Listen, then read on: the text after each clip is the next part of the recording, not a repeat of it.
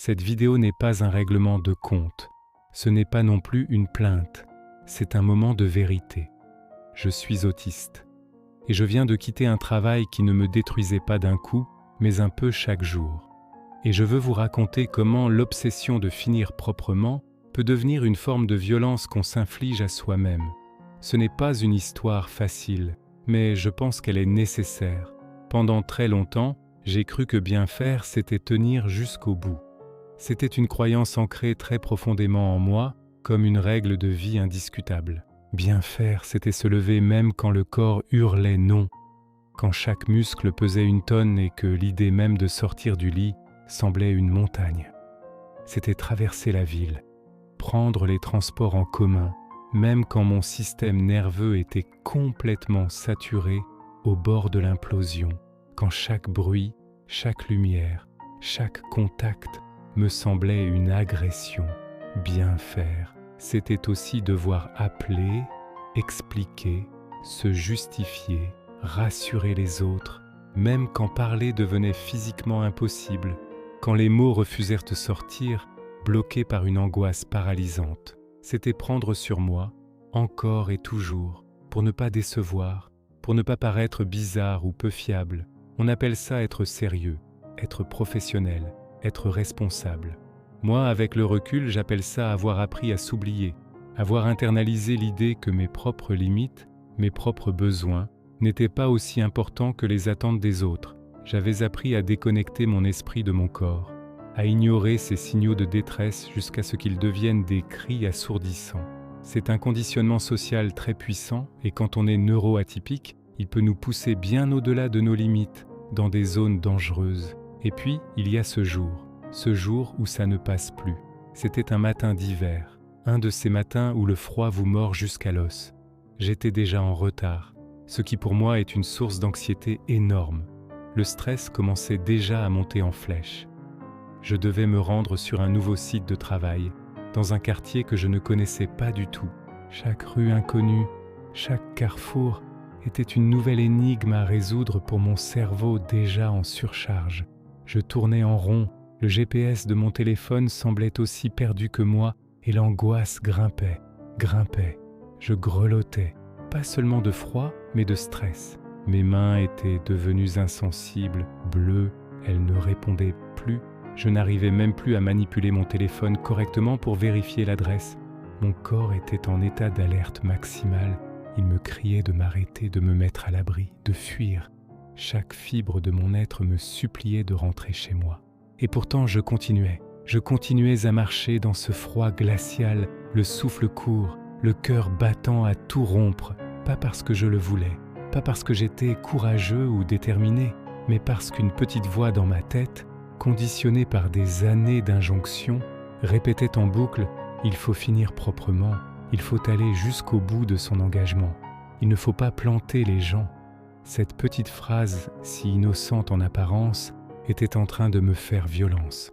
Elle me forçait à ignorer ma propre détresse au nom d'une convention sociale. Après des moments comme celui-ci, quand on finit par craquer ou qu'on n'y arrive tout simplement plus, on entend toujours la même chose. Les gens, souvent avec bienveillance d'ailleurs, vous disent « Mais il fallait t'appeler ? Pourquoi tu n'as pas prévenu ?» Pour une personne neurotypique, c'est une évidence. Le téléphone est un outil, un réflexe. Quand on a un problème, on appelle. Mais quand on est autiste, et surtout quand on est en surcharge sensorielle ou émotionnelle, ce n'est pas si simple. Appeler n'est pas un réflexe, c'est parfois une épreuve insurmontable. Imaginez que votre cerveau est un ordinateur avec trop de programmes ouverts en même temps. Il surchauffe, il ralentit, il est sur le point de planter.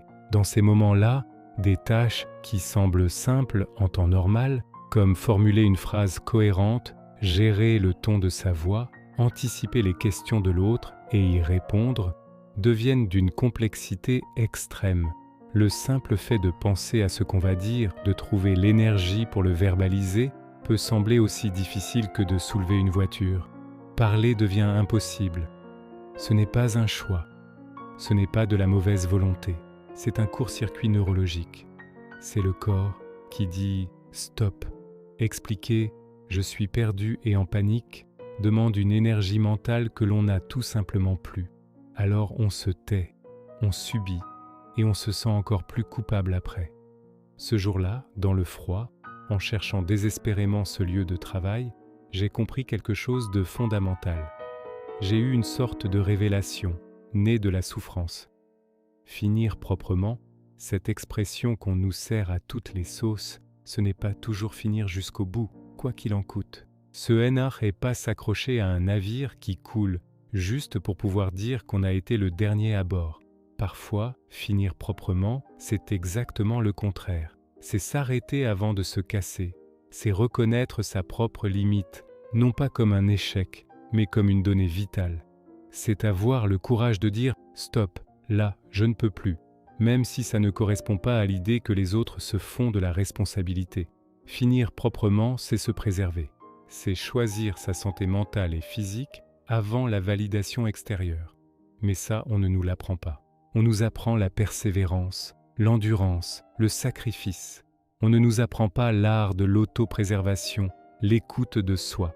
Et pour une personne autiste dont les limites sont souvent différentes et plus vite atteintes dans certains environnements, apprendre à s'arrêter est une compétence de survie. Bien sûr, sur le moment, et même après, je n'ai pas ressenti de fierté. J'ai eu honte, une honte profonde de ne pas avoir été à la hauteur. J'ai eu peur d'être jugé, d'être perçu comme quelqu'un de non fiable, de paresseux, d'instable. La peur du regard des autres, de leur incompréhension, était terrible. Ces sentiments sont puissants, ils nous rongent et nous poussent à nous juger durement. Mais à travers ce nuage de honte et de peur, j'ai aussi senti quelque chose de nouveau, quelque chose de fragile, mais de très clair, de la lucidité, une lucidité froide et tranchante. J'ai compris que la situation dans laquelle j'étais n'était plus tenable. Ce n'était pas une mauvaise journée, c'était le symptôme d'un problème plus profond. Et surtout, j'ai compris que le problème, ce n'était pas moi, ce n'était pas ma faiblesse ou mon manque de volonté. Le problème, c'était l'inadéquation totale entre mes besoins fondamentaux pour fonctionner et les exigences de cet environnement de travail. Accepter ça, c'était la première étape pour arrêter de me faire violence. C'était le début de la fin de la culpabilité. Alors, j'ai démissionné. Et je tiens à le dire, quitter ce travail n'a pas été une scène de film. Pas de libération joyeuse avec une musique triomphale en fond. Il n'y a pas eu de feu d'artifice. C'était bien plus complexe et bien moins romantique que ça. C'était avant tout un deuil, le deuil d'un projet, le deuil d'une certaine idée de la normalité, le deuil de la personne que j'essayais si fort d'être. C'était un immense lâcher-prise, un saut dans le vide, sans aucune certitude de ce qui allait se passer après. C'était effrayant, mais malgré la peur et la tristesse, je savais une chose avec une certitude absolue. Rester aurait été plus dangereux. Rester, c'était la garantie de m'épuiser complètement, de finir en burn-out sévère, de perdre encore plus de moi-même. Parfois, l'acte le plus courageux n'est pas de tenir bon, mais de savoir partir. Je sais que je ne suis pas le seul à avoir vécu ça. Alors, si tu regardes cette vidéo et qu'une partie de mon histoire résonne en toi, si tu te dis « moi aussi », je veux que tu saches une chose. Écoute bien, tu n'es pas faible, tu n'es pas incapable, tu n'es pas un échec. Tu es fatigué, épuisé même. Épuisé de devoir constamment t'adapter à un monde qui n'est pas fait pour toi. Épuisé de devoir compenser, masquer, faire semblant. Épuisé de lutter contre tes propres limites. Et écouter ton corps, écouter cette fatigue et prendre la décision de t'arrêter ou de changer de voie. Ce n'est pas une défaite, c'est un acte de survie. C'est l'acte le plus responsable que tu puisses faire pour toi-même. Aujourd'hui, je suis dans une phase de reconstruction. Je n'ai pas toutes les réponses, loin de là. Je ne sais pas exactement de quoi demain sera fait. Mais je sais ceci, et c'est une conviction qui me guide chaque jour. Grandir, devenir adulte, ce n'est pas apprendre à supporter plus de souffrance. Ce n'est pas augmenter sa capacité à encaisser les coups. Grandir, c'est apprendre à s'abîmer moins. C'est développer la sagesse de reconnaître les situations toxiques et le courage de s'en extraire. C'est apprendre à se choisir, soi. Merci de m'avoir écouté jusqu'au bout. Si cette vidéo vous a parlé, n'hésitez pas à la partager, ça pourrait aider d'autres personnes. et abonnez-vous si vous voulez suivre la suite de ce cheminement. Prenez soin de vous.